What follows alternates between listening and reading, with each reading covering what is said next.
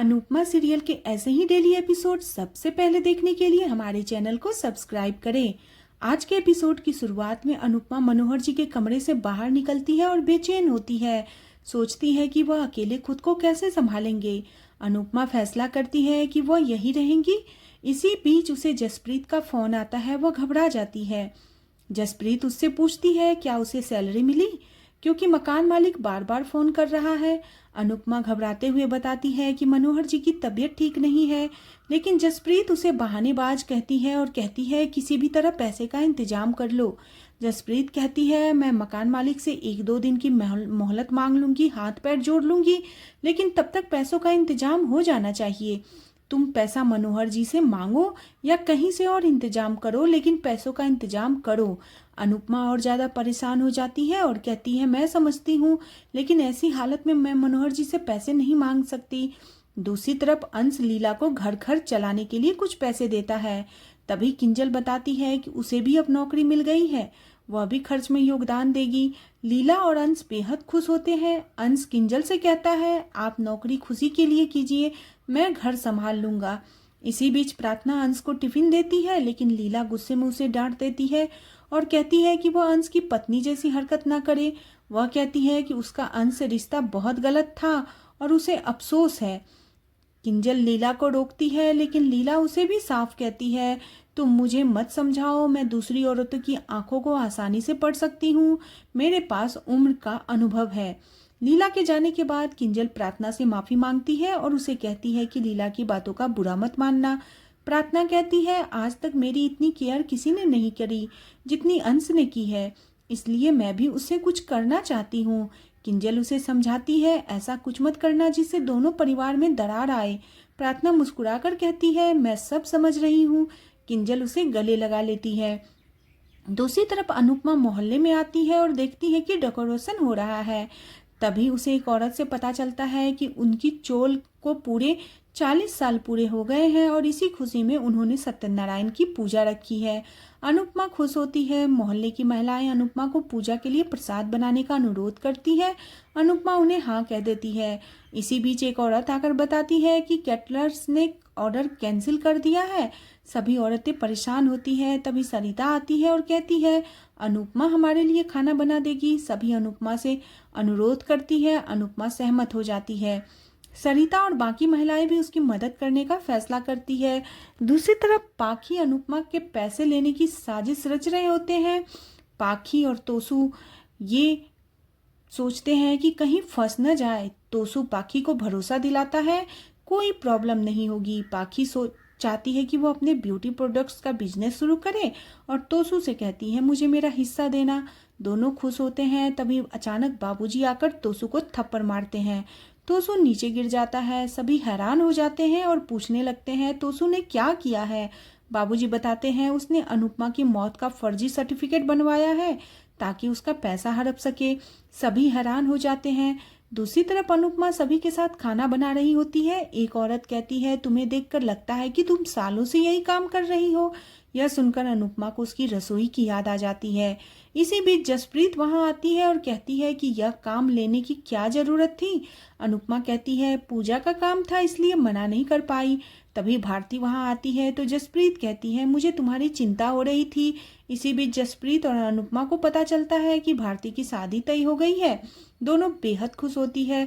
भारती बताती है उसकी शादी इसी महीने होने वाली है क्योंकि उसका पति सुमित को यूएस जाना है। अनुपमा भावुक होकर कहती है तुम इतनी जल्दी हमें छोड़कर चली जाओगी। अनुपमा इस मौके पर भारती की शादी का कैटरिंग का काम खुद संभालने का फैसला करती है। भारती और जसप्रीत भी उसकी मदद करने की इच्छा जाहिर करती है। दूसरी तरफ बाबूजी तोसू पर गुस्सा करते हैं। तोसू कहता है मुझे समझाने का मौका दीजिए। तभी किंजल गुस्से में कहती है तुम इस घटिया हरकत की क्या एक्सप्लेनेशन दोगे। तोसू गुस्सा करता है और कहता है मैंने गलत क्या किया है, लेकिन मेरी नीयत गलत नहीं थी। बाबूजी कहते हैं झूठ बोलकर दूसरों के पैसे लेना क्या यह साफ नीयत की बात है। तोसू कहता है राही करोड़पति है, उसे पैसों की जरूरत नहीं है और शायद मम्मी अब इस दुनिया में नहीं रही हो। किंजल यह सुनकर चौंक जाती है। उसे कहती है एक बेटा होके तुम ऐसा सोचते हो, शर्म आनी चाहिए।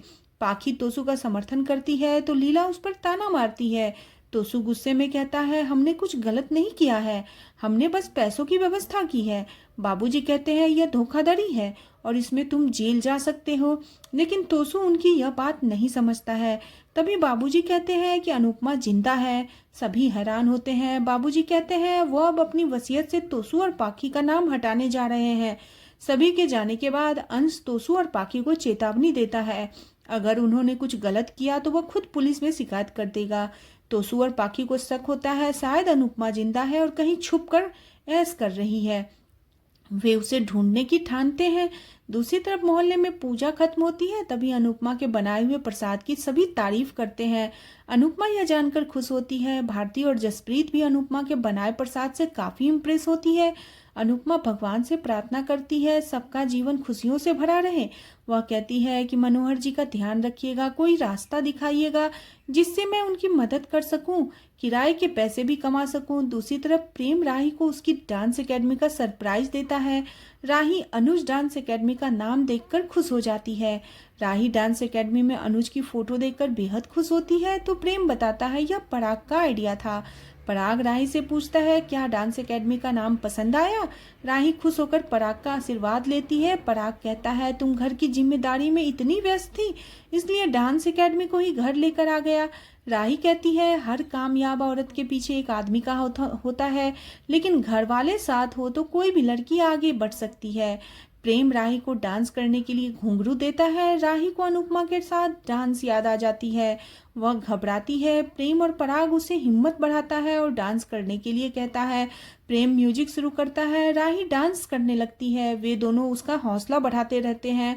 राही खुलकर डांस करती है और बेहद खुश होती है।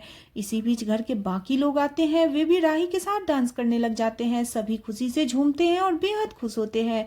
तभी ख्याति वहां आती है और सबको डांस करते हुए देखकर नाराज होती है। माही भी वहां आती है और हैरान होती है। ख्याति गुस्सा होकर म्यूजिक बंद कर देती है। सभी चौंक जाते हैं। दूसरी तरफ जसप्रीत मोहल्ले के प्रोग्राम में स्टेज पर एंकरिंग करती है।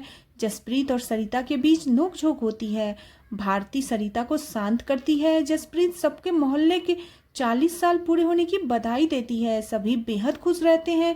जसप्रीत वहां पर रहने का फायदा बताती है। यहाँ रहने से पड़ोसी एक दूसरे के काम आते हैं। इसके बाद वह बताती है कि इस साल सबके मनोरंजन के लिए एक सरप्राइज परफॉर्मेंस रखी है। वह स्टेज डांस के लिए सरिता और बाकी औरतों को बुलाते हैं। सभी तालियां बजाकर उनका हौसला बढ़ाते हैं। भारती अनुपमा भी खुश होती है। आज का एपिसोड इसी के साथ खत्म हो जाता है।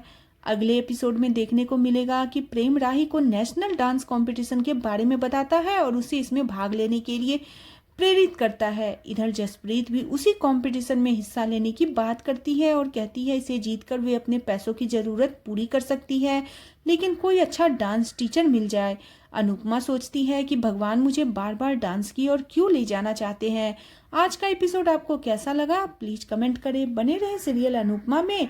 नेक्स्ट एपिसोड के लिए चैनल को सब्सक्राइब करना बिल्कुल न भूलें।